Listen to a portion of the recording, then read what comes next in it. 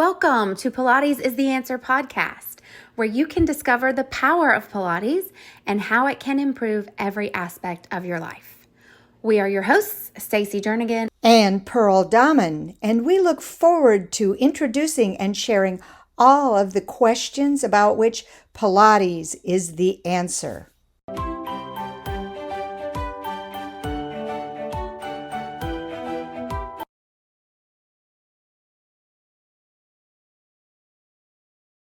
Hello again, Pilates is the answer, family and friends. Here I am again at Dr. Chris Gehron's office for my tune-up.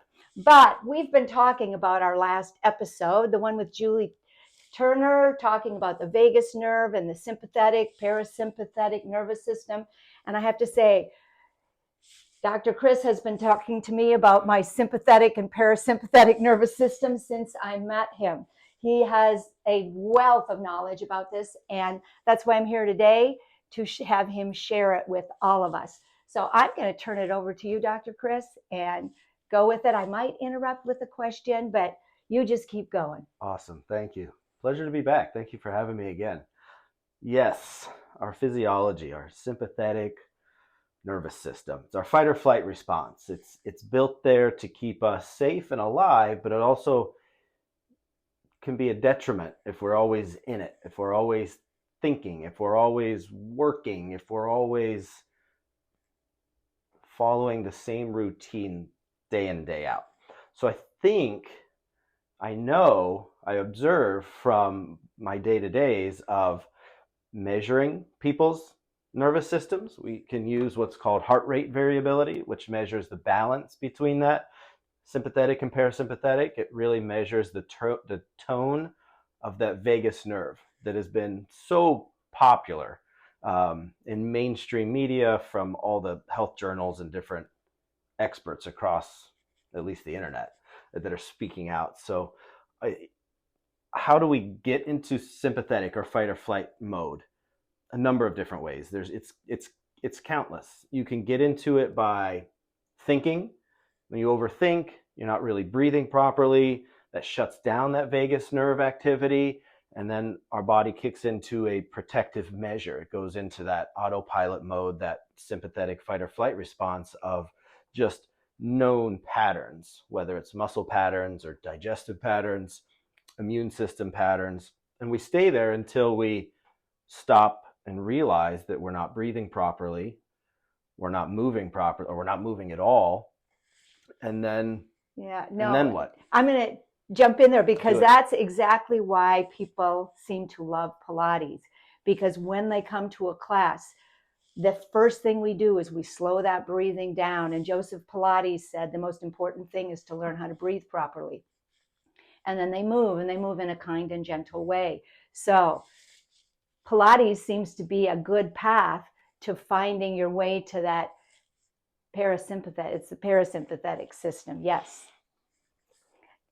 I just wanted to add Pilates in there for a second. Keep going. Yes, absolutely. It's a way to, Pilates seems to be a way to help break that cycle and retrain the nervous system instead of relying on that fight or flight response, which is detrimental in so many ways. We can talk about that for hours, but to break that cycle, so for you to be more aware of your body, like Pilates teaches, from my understanding, it helps. It's not only about spine health, it's about mind-body connection too, core work, but breath work, proper breath work and breathing. We don't breathe, and then we get a heavy chest or heart flutters. A ton of different cascade of events can happen that aren't necessarily great, and then it tricks our mind into thinking that we're dying or having a heart attack or something like that, but it could just be a vagal nerve insufficiency. Yeah, we get there, we can start there from a young age, from birth or pre-birth. I've seen babies born into this world in super sympathetic fight or flight response for a bunch of different reasons. You know, they didn't really earn it because they're not paying taxes yet or but it's amazing how we can be literally born into that fight or flight response. And it's so easy. Driving on the roads, riding a bicycle on the road, just being outside in public can trigger. Yeah, it can trigger us into that fight or flight response. So things things like Pilates really help expand our awareness so that we're not so quick on the trigger, if you will, to react. It helps lengthen our fuse, is what I like to call it. It helps bring us into that more parasympathetic. You really, in my opinion, you want more balance between fight mode and rest mode, or sympathetic and parasympathetic. So when you need sympathetic, we need it. If there's a bear that's running at us or an alligator that's running at us, we want to either fight it or get out of there. On the other hand, when we need parasympathetic to digest our foods or heal a bruise or heal a cut, we want that physiology to be more than capable of doing so. But a lot of things in the world and what we choose to do or what we don't choose to do, or if it's just an autopilot automatic reaction for us, are causing us to be in the fight mode. So we don't have as much healing capability to properly, or digestive capability or functioning capability to put the foods to good use or build and keep an immune system like we should. People are getting sick all the time because the body's always in fight mode. And then whenever you let off the gas pedal for a little bit, the immune system goes down, the viruses, bacteria, they all infiltrate and come up, and then the body doesn't have the capability. So it sounds to me like to be healthy, you really need to, in the healthy mode is the parasympathetic, where your body is at rest and can take care of all the things that it normally has to do. It's like when you run around and try to get a project finished quickly, you go too fast, you make mistakes. Sounds like the body does the same kind of thing. So I know that you can test where we are in our sympathetic and parasympathetic nervous system. Let's talk about that. We can, and we use on every new patient, no matter the age. It's called heart rate variability. So it will test, it's the timing between the beats of the heart. And there's different portions of our nerves that go to function the heart. There's certain nerves that are from that sympathetic or the fight mode. They go to contract the heart musculature, but then that vagus nerve comes into play and acts as the brake pedal. So we're able to measure the timing between the beats of the heart. The system will take into account obviously the pulse, the timing between the beats, your skin temperature, and then it graphs it and maps it. So it tells us if the body, your physiology, is stuck in fight mode over the course of the test, or is it too far exhausted and it's stuck in parasympathetic, which means the sympathetic system is no longer working because you've completely exhausted the resources. That's when a lot of people will talk about like adrenal fatigue and complete hormone imbalance, and they just can't get out of bed in the morning. Lots of different physiologic traits are happening. But the heart rate variability, I can show you a graph if you'd like. Let's take a look at that. This one. And so since we do have listeners, explain it to someone who can't see.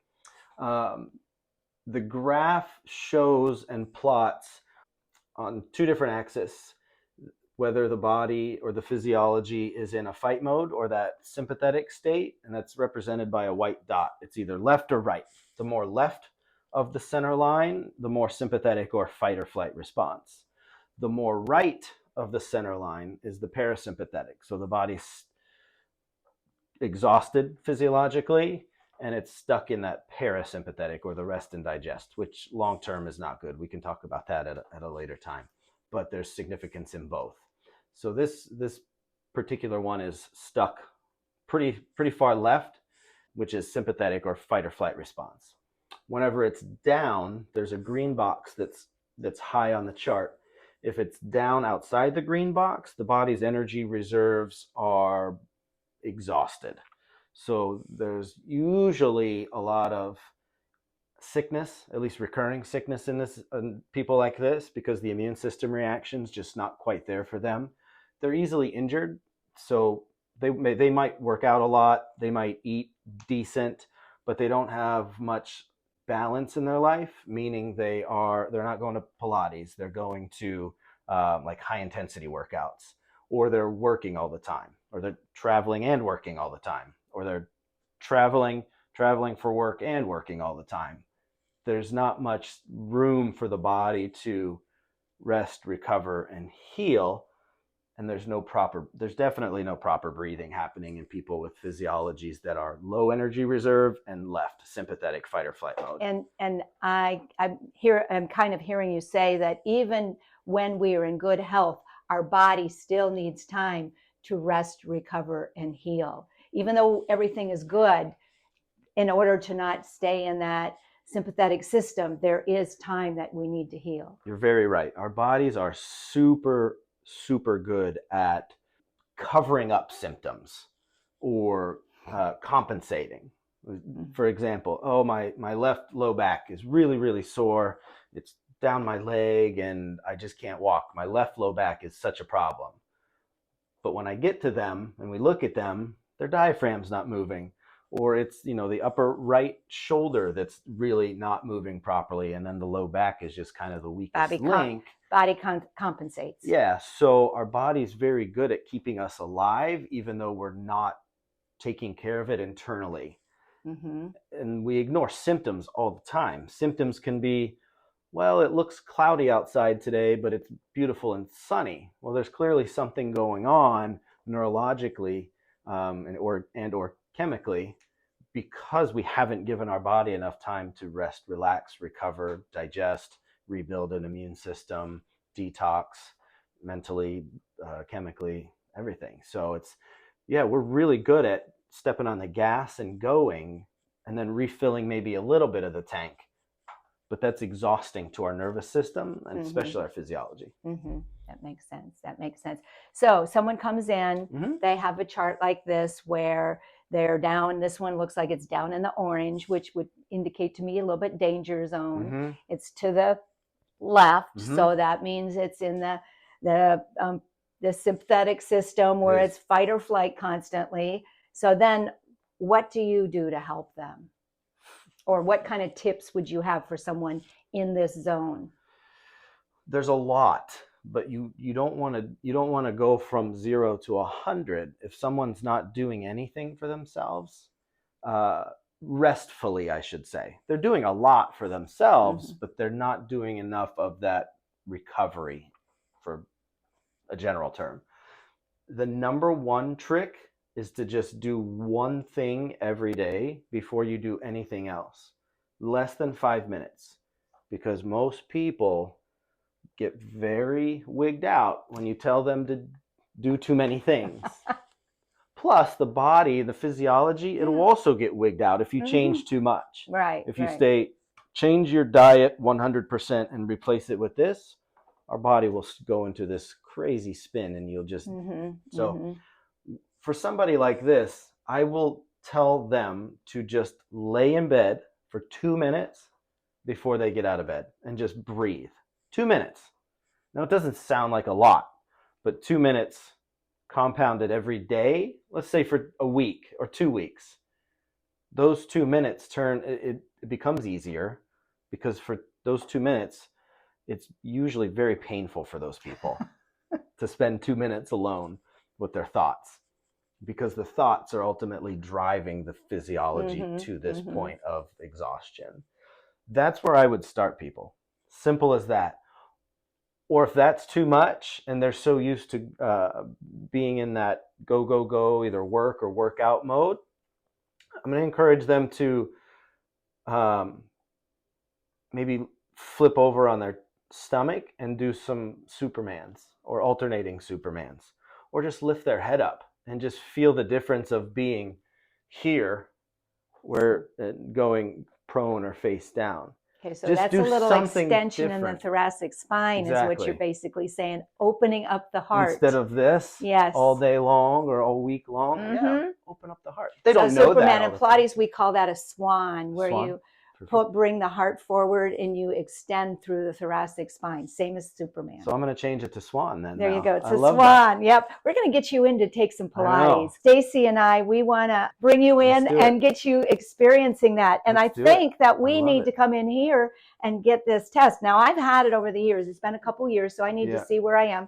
Each year, it kind of tweaks a little. It's a hard thing to do because I'm a go, go, go person. And that when I first started, my muscle tone was good, but man, the rest of it was not as good as it should be. And I'm progressing slowly. It Yeah. takes years. It can take time. It depends on Yeah. where you start. If you're adjusted and checked as a baby and then kept on a schedule, and my job is to look at people and animals and say not what's wrong, but okay, where can we improve? How can we get better? Give as many tips and tricks as the body and the nervous system can handle. Yeah.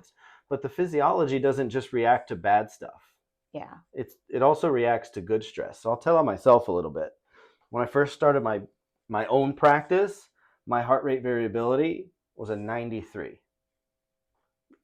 I've never seen one that high. Wow. I was very impressed. Yes. 2 months in, 83. Oh my God. 10 points in 2 months. Wow. Just stress. But it's all good. I mean, it was good stuff. Good stuff. But it's just good so for your much. body. Yeah. Well, it's all perspective. So Right. that means I just had to do more to lengthen my fuse. Did I? Probably not, because I'm in the midst of it. Yeah. But it just goes to show, whether it's a million good things or a million bad things, it's the same physiologic reaction.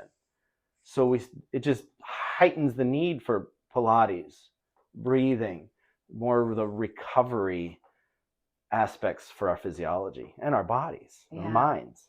Oh, this is, I mean, I love this. Obviously, I've been coming to you for years. What I want to do is see if you have any final thoughts on this, and then we're going to come back and talk to you again. At least I am, I know. Final thoughts. I do. The biggest thing I've been working on personally is managing my heart rate variability, meaning my goal is to get more done in a day slower.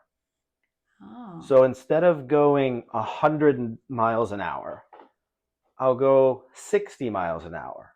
But I'm almost convinced that I can do more at 60 miles an hour better for me than I can at 100 miles an hour. I don't know if that fully makes sense to you yet. No, that makes sense. It's the concept of work smarter, not harder. Okay. And also there's a thing, I've done some things with some organizers and things like that, and they say multitasking makes you stupid. So there was a study about 10 plus years ago that they claimed that multitasking lowered your IQ more than using marijuana. Wow. There's a plug. All righty. Well, Dr. Chris, thank you again for spending time with us. This is fabulous. I love all of this self-care, improving your health, looking at the positive nature of what you do. And hopefully our listeners are going to agree with me and be back for the next time we talk with you. Thanks again. Thank you. Thank you.